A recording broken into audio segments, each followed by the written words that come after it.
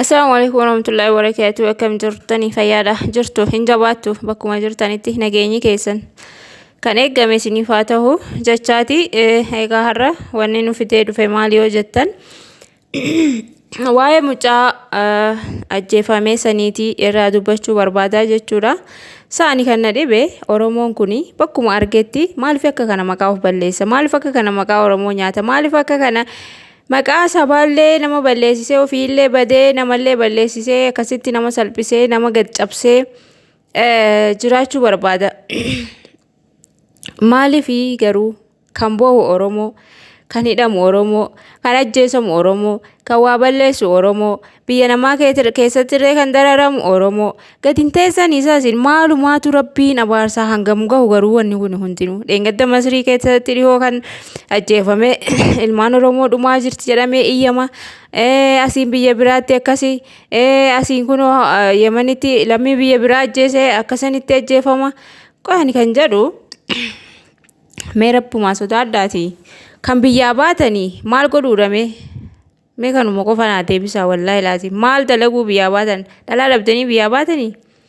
Dhalaa miliyeena jechuudha. Dhalaan keenyaahu kan biraa barbaaduu dhiisitii numti keenyaahu dhiirri hanqatee isaan miliyeena jechuudha lafatti hafanii jiran. Kana dhiistanii biyya namaa deemtanii maallaqa barbaachuudhaaf, qarshii barbaachuudhaaf biyya namaa deemtanii biyya namaa keessatti immoo yeroo gadi garagaltanii lammii biyya biraa akkas gootanii lubbuu keessan dhabdanii lubbuu nama biraallee fidaa taatanii lubbuu nama biraatiifillee cinqii taatanii namnillee akkatti jiraatu dhabsiiftan. Maalumaan jedhan sammuu akkamii qabdan?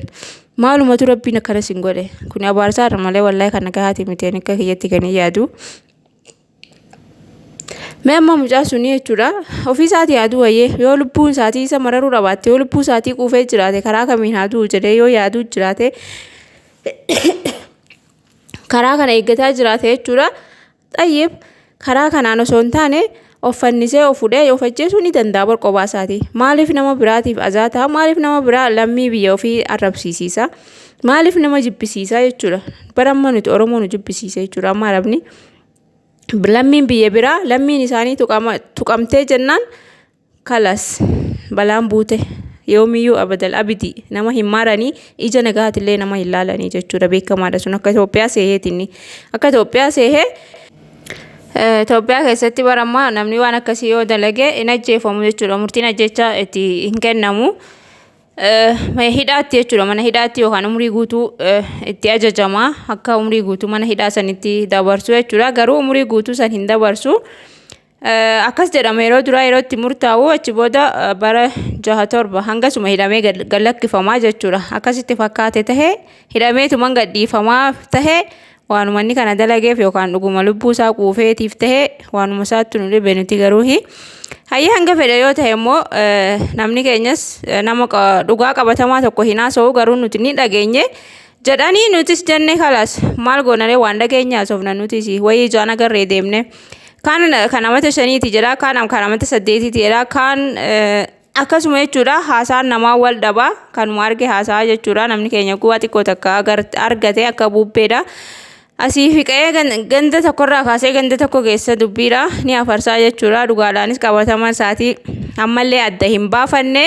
Inni kaanillee amma Sumaaleedha jedhu garuu akkan dhagee fi akkan nama ganda san jiru naannoo san jiru gaafadheetti immoo ani Oromoodha garuu namni hundi waa sodaatee fi hin beeknu jedhanii ofirraa himuu didanii jechuu tokkoon dhagahee. Waan fedhe tahee isaan biyyi namaa kun Itoophiyaa jennaan Itoophiyaa ma walaa Sumaalee walaa Affaar walaa jinni adda hin baasanii maquma tokkoon waamanii jechuudha. Itoophiyaa ma jedhanii waamanii amma miidiyaa isaanii irratti Itoophiyaa tokkottu akkana godhee jinsiyaa Itoophiyaa tokkottu akkana godhee jedhamee Facebook irratti miidiyaa garaagaraa irratti gallakkifamee jira jechuudha. Zooroo maqama Itoophiyaati kan waamamu abbaa fedhe godhus kana gaantii namni bira jiru sun dhugaa akka dubbatuuf soba akka dubbatu wanni beeknu tokko irraa hin jiru jechuudha. Walumaa galatti ani wanni jechuu barbaade maaliif namni keenya dalagechuudhaaf biyyaa bahe kana maaliif dagata sammuu isaatii keessaa maaliif baasa akka itti bahe ni beeka waa meeqaan dararamee jechuudha yookaan rakkatee yookaan abbaaf haati isaatii rakkatanii yookaan jireenya mataa isaatii jirachuudhaaf rakkoo san keessaaf of dabarsuudhaaf jedhee achi bahe yeroo bakka yaadee fi bakka xiqqoo takka itti wayyaa qabu argate san maaliif jireenya duraan bakka ka'umsa isaatii san irraanfataadha yaanni kiyyaanii jechi gaafiin kiyyas maaliif irraanfata dalagatee biyyi teenya wallahi maashaallah waa hunda ni qabdi maallaqa qofa dhabde maallaqa qofaa fi dalagaa qofatu hin jirre Itoophiyaa keessa tokko kana dalagatee galee jechuudha akka fedhetti jiraachuu danda'a dhalaa fedhe fuudhee jiraachuu danda'a kuni gaantii Allahu alam Seexaanni waan nama goone hin qabdu dhiirtii of hin qabu jechuun ni jira mitire wiswaasuma maal jenna kaawwanni jedhamu tokko hin jiruuti garuu yaaki barumsa siniif haa ta'uuti waan kana of eeggadhaa dhiironni keenya of qabaa nafsiyyaa keessan of qabaa erga nafsiyyaa keessan qabachuu hin dandeenye maalumaa biyyaa baatan biyyuma keessan keessa taati biyyuma lammima biyya keessanii san akka barbaaddan godha yaaki lubbuu ofii keessaniillee galaafattanii lubbuu nama biraatiif illee wanni hin taataniiti keessanuma qabattanii dhumtanii jechuutti Itoophiyaa yoo ta'e biyyi namaa garuu sin dhiisu wallaahi laazim abadan inkaan tuquu dhiisiitii dhalaa isaanii ijaanuu akkana jettee ollaalte jechuudha waan isaan nama itti godhan ni beektanii hundinuu dhageenyerraa jechuudha kana hunda maaltu namaan gahee mee maaluma of qabuu dadhabeeti moo hedduu takka nama gaddisiisa wallaahi laazim hedduu takka nama gaddisiisa yoo fedhinnaa dhalaa sinitti baay'atee jechuudha wallaahi laazim amma zamanni hedduu jijjiiramee jira zamana teeknooloojiitii zamana waan meeqa itti mul'ataa jiru kana keessatti fedhinnaa keessan karaa barbaaddanii ofirraa baasuu ni dandeenya. Kanaafuu yeroo takka keessanii keessaa baasuuf jecha wanni lubbuu keessan of galaafattaniif hin jiru jechuudha of qabaa. Yaada maaliif akka biyyaa baatan dalagadhaa galaa biraa dhalaa feetan fuutanii jechuudha Itoophiyaatti Itoophiyaa alaahu jechuudha lammiin Itoophiyaa lammiin Oromoo lammiin hundi kan Itoophiyaa guuttee jirti maaliif garuu ajaja rabbiiti kan wanni godhamu hin jiru wanni darbeera garuu barumsa siniif haa ta'uuti lubbuu ofii keessanii galaafattanii lubbuu namaafillee akka galaafatamu karaa hin banina of kabajaa jiraadha biyya namaa keessatti yoo isin of kabajan namillee isin kabajaa bar bikkuma hundatti biyyuma hunda keessatti maqama Oromootaan akka Oromoon tokko kana godhe Oromoon tokko akkas ta'e Oromoon tokko achi deeme Oromoon tokko hate Oromoon tokko jaalalli qabee boo'e Oromoon tokko du'e Oromoon tokko waa balleesse a'uuzu billaahi min shaytaani rajiim dalagaa seexaanaan dalaginaa meeyaaki rabbi sinaa qajeelchuuti kun hindi bari waan hin taane jala hordoftanii waan hin taane jala fiigdanii waan taane jala oriitanii mee karaa rabbi irra deebi'aa karaa amantii keessanii irra deebi'aati karaa keessan qabadhaati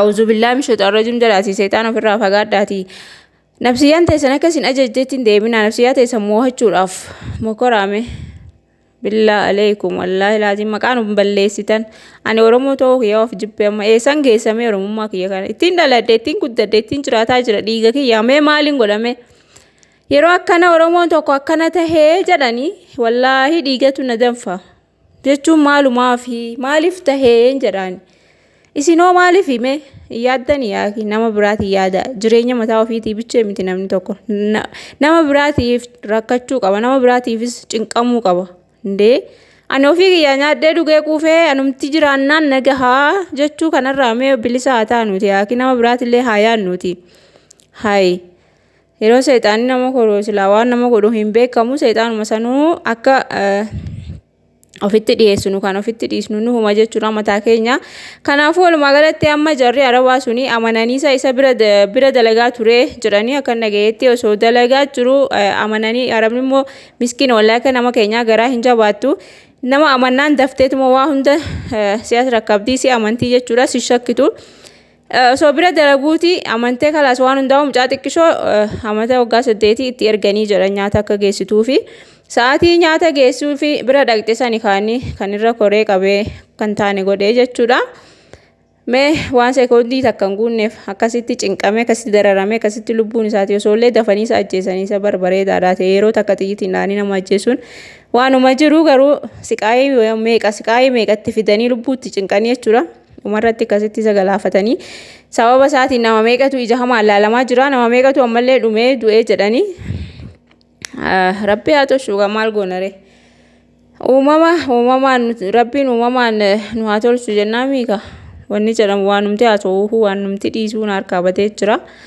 Kanaafuu gaabbileeyyan kiyyaa warri dhiiraa wallahi bilisa of eeggadhaa dhalaa tanaa jettanii simmeetii fokkottu daqiiqaa takka seekondii takka hin guunne tanaaf jettanii lubbuu ofii hin galaafatinaa wallahi laazim. Baradhaa kanarraa barumsa siyaata sinii haa ta'uuti. Kanaafuu nuti cinqamuu qabna meemma rabbii keessan sodaadhaa dhugaa dubbaddaati. Badii nama tokkootiif maqaan keenya baduu qaba. Badii nama tokkootiif nuti mataa gadi qabannee deemuu qabna. Badii nama tokkootiif lammiin keenya sabni keenya guutuun arrabfamuu qaba, jibbamuu qaba, dararamuu qaba. Bilisa yaa kee ofaa eegnuti ofaa barruuti biyyuma deemne hundatti rakkina ofitti fiduu kanarraa bilisa haa taanuti. Yoo namni nama gorse yoo namni sin gorse narra beekteeti namaan jettanii yoo namni ka'ee ol ka'ee dubbate nama arrabsuu malee waa biraa hin beektanii. Yoo namni nama arrabse isin biratti gootummaan nama arrabsuudha, nama qeequudha, nama xiqqeessuudha. Kalaas goota kana biratti namni nama arrabse sa'aatii ammaa kana goota jedhamee shillimaatii faa namaa kennamaa jira. Wayii.